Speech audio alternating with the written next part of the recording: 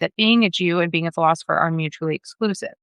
At first glance, Maimonides' Guide for the Perplexed is the Jewish counterpart of Thomas Aquinas' Summa Theologica, but the guide never acquired within Judaism even a part of the authority which the Summa enjoyed in Christianity. Not Maimonides' guide, but his Mishneh Torah, in other words, the codification of Jewish law, could be described as the Jewish counterpart to the Summa. Nothing could be more revealing than the difference between the beginnings of the guide and of the Summa. The first article of the Summa deals with the question as to whether the sacred doctrine is required besides the philosophic disciplines. Thomas, as it were, justifies the sacred doctrine before the tribunal of philosophy. One cannot even imagine Maimonides opening the guide or any other work with a discussion of the question as to whether the halakha, the sacred law, is required besides the philosophic disciplines. The first chapters of the guide look like a somewhat diffuse commentary on biblical verse, rather than like the opening of a philosophic or theological work.